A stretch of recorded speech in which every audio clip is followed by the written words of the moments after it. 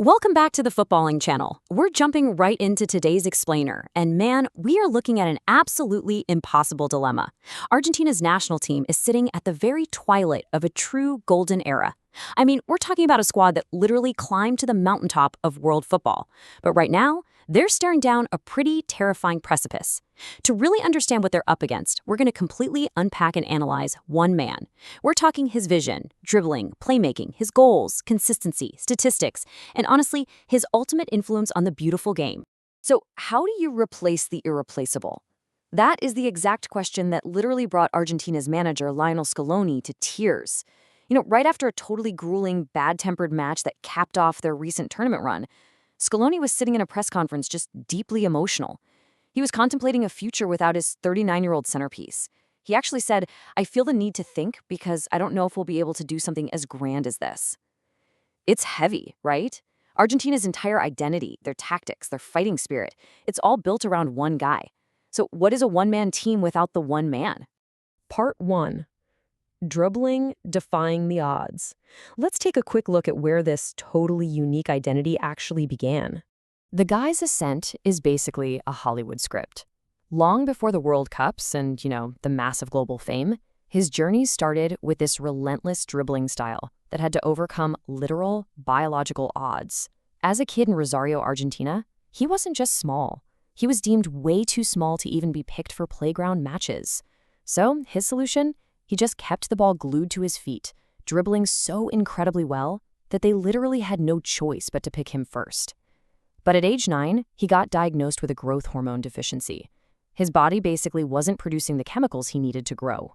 Then, fast forward to age 13, and there's this desperate flight across the Atlantic.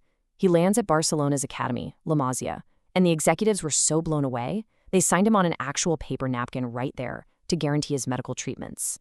By 16, he's called up to train with the first team, and his dynamic, pacey dribbling made seasoned professional defenders look so foolish, they literally resorted to kicking him just to save face. Unbelievable. Now, as he matured, that raw dribbling evolved into something way more dangerous. Under Pep Guardiola, Barcelona famously ditched their traditional striker and dropped Messi right into the middle as a false nine. In this tiki-taka system of short, rapid-fire passes, everybody had super strict positional rules. Well, everyone except Messi. He was given ultimate freedom, mostly because giving him the ball was just never a risk. He didn't just play within the system, he kind of became the system itself. Part 2, goals, statistics, and consistency. Let's dive right into the sheer, overwhelming statistical output that defined his peak years. 91. Just let that sink in. In the 2012 calendar year, Lionel Messi scored 91 goals. To put the absolute absurdity of this into perspective, the second highest number of goals scored in a single calendar year in the 21st century is 69. So Messi beat the next best human effort by 22 goals. Honestly, he looked less like a normal football player and more like an absolute glitch in the simulation. No way a normal person does that. And the crazy thing is, this wasn't just a flash in the pan for a season or two. This spanned nearly 2 full decades. We're looking at 44 major trophies, making him the single most decorated player ever. We're talking over 800 career goals, and on top of that, over 350 career assists.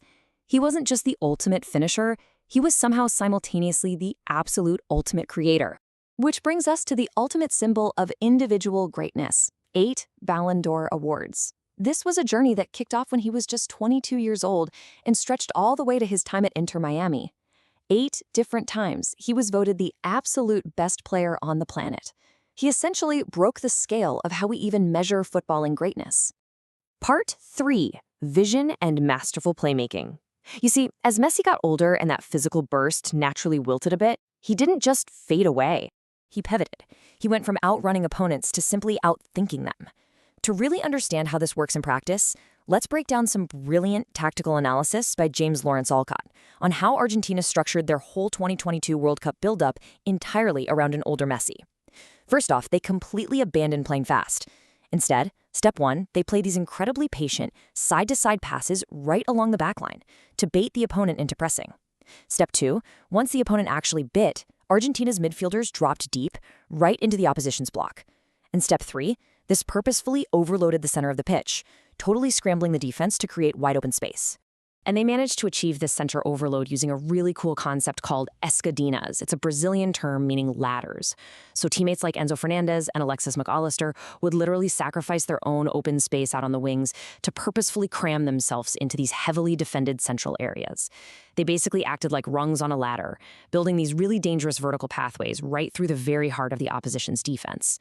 Part 4, the Zone 14 tactic.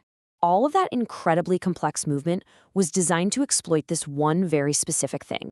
So, Zone 14 is that central area right outside the opponent's penalty box. It's widely considered the single most dangerous real estate in football.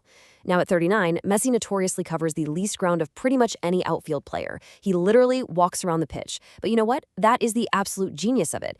His teammates execute this super slow, patient buildup. They cluster together to draw all the defenders' attention, basically acting as total smoke and mirrors. Meanwhile, Messi is just waiting. He's completely unmarked, standing perfectly still in Zone 14. Then the defense forgets about him for like half a second. The trap springs, and Argentina executes the golden rule. Give the ball to Messi.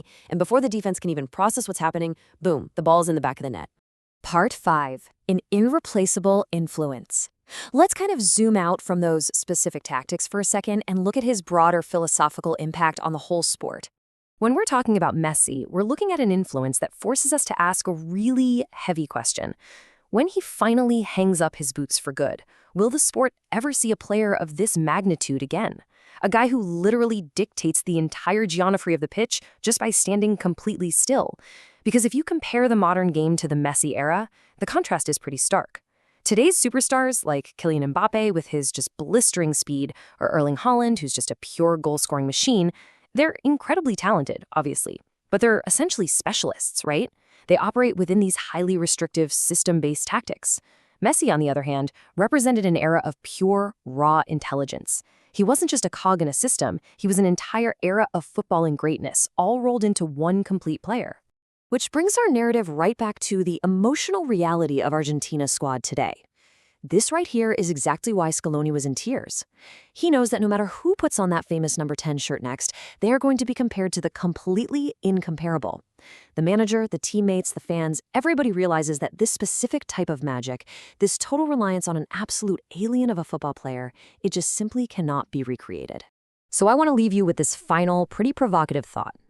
As the sport continues to evolve into this highly structured, data-driven, heavily systematized game, has football actually already reached its peak? Will the modern game ever allow another completely unrepeatable phenomenon like Lionel Messi to even exist?